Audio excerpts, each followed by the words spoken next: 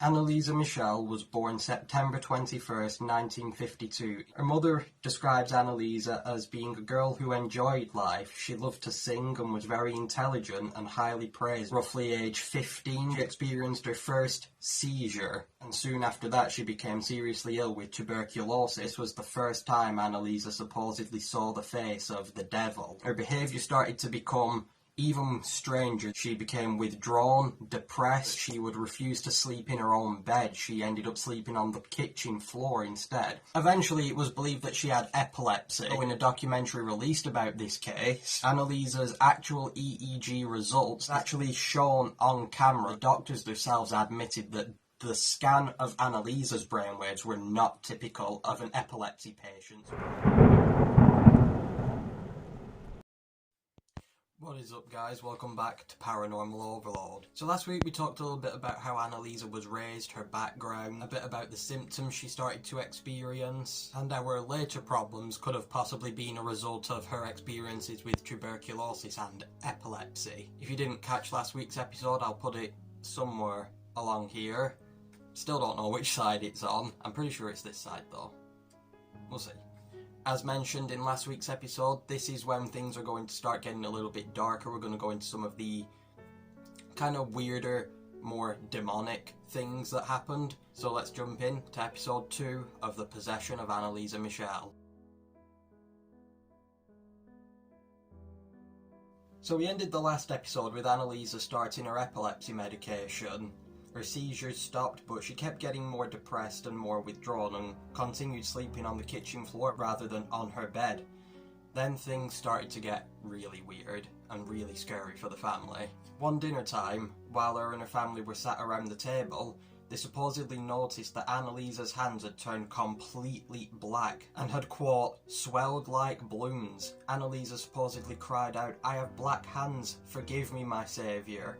Her mother reported that Anneliese was then flung up into the air by an unseen presence over and over again, being dropped on the floor each time, so she would be flung up into the air and then dropped down. Eventually they ended up laying blankets and pillows down to soften her falls, since nobody seemed to be able to stop this attack.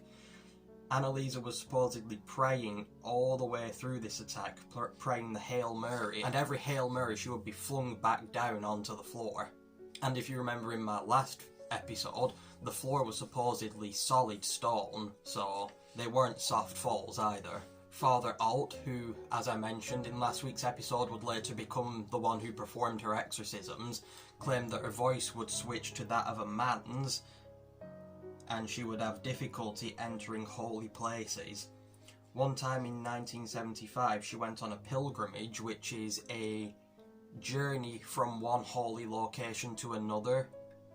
Don't quote me on that because I'm not 100% sure. I'll put the meaning of it up on screen. Feel free to pause and read if you need to. They went to Italy to visit San Damiano, a church in Italy where it's said that the Virgin Mary herself actually appears to the visitors, though today the Vatican no longer really recognises those claims. But back then, this was seen as a place where people could go to be close to God, pray to Him, ask for guidance, forgiveness, and things like that.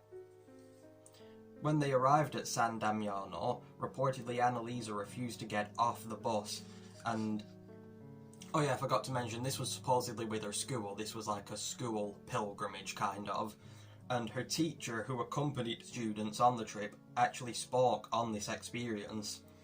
She says, "I went back to the bus to see if everyone had got off and had been to see the Mother of God. And when I got there, I noticed that Anneliese was still sitting in the back of the bus. I told her, 'Get out of here. You won't find mercy in this bus, but you will find it with the Mother of God.' At first, she didn't want to go, so I took her by the hand and led her out. She broke free from my hand and started to run away from me. She looked strange, taking great big steps. She didn't walk the way a person normally would. I handed her a glass of the San Damiano holy water.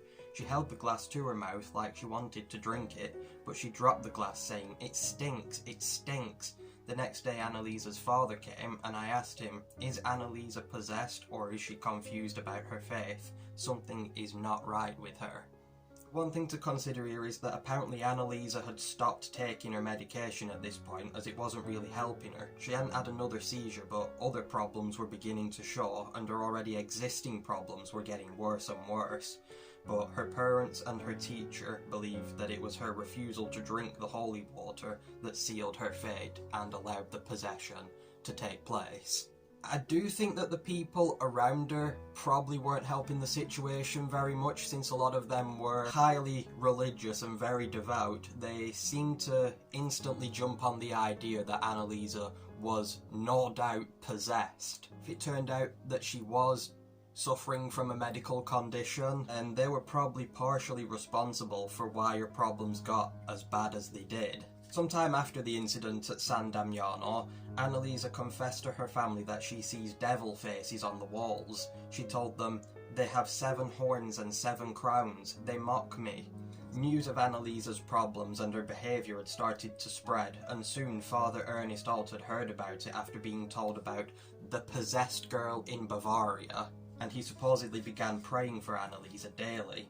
During one of his daily praying sessions, Father Alt claims to have collapsed and fainted while praying for Anneliese, and he saw this as confirmation that evil was present, and ridding Anneliese of her demons became like his own personal mission, kind of. He took it fully upon himself to investigate this case and ultimately to try to exorcise Anneliese of the demons. Now, at this time in history, there was a big shift happening in the Catholic Church. They were trying to modernise themselves and bring their practices into the modern world and more up to date, and part of this was to no longer encourage exorcism and change their approach to the subject of demons, the devil and possession. But some members of the church were against this movement, and they believed that they should stick to their old-fashioned approach to protect themselves and the churchgoers and the people from the attacks of Satan and evil forces. As much as Father Alt did want to help Anneliese, I can't help but think maybe he only took it upon himself so much to free Anneliese of the demons to try to prove a point to the modernisers. I think he could have possibly been thinking, well, if there's a possessed girl in the town, I can give her an exorcism, free her of her demons, and then prove to the modernisers that, look, our old-fashioned techniques do still work and we shouldn't change our ways. Maybe he was hoping that he'd perform the exorcism and they'd all just agree with him again about not updating their practices. Father Alt supposedly became quite desperate to start performing the exorcisms on Anneliese, but it takes quite a bit of time. First you have to gather sufficient evidence that the person is possessed, and this usually includes things like the person speaking in languages they've never learnt before, having an aversion to religious artefacts and knowing things they couldn't possibly know. Even then, once the proof has been gathered, you have to apply for permission from your church to perform an exorcism. It has to be authorised. Eager to gather the sufficient proof, Father Alt arranged to visit Anneliese along with Father Adolf Rudovic, who had supposedly performed hundreds of exorcisms throughout his career, and a neurologist, Ulrich Neumann, who also spoke on his experience with Anneliese. He said, "So Rudovic and I came to the house. Anneliese was somewhere in the room, but she'd rolled around in muck and dirt and had executed 400 knee bends in 1 hour, leaving her knees blue and swollen. When she saw Father Rudovic, she jumped up and slapped him across the face, and at this moment the priest realised that somebody with so much hatred must have the devil in them." Honestly, I think that's quite a bizarre jump to conclusion. Just because she'd slapped him, that instantly means that she's possessed by the devil. Now, something that I do want to quote on is the knee bends, known as genuflections. They became quite a common thing for Anneliese, and she supposedly ended up shattering both of her kneecaps because she ended up performing over 600 genuflections, and she'd do it all the way through her exorcisms, which I'll end up speaking about in the next episode.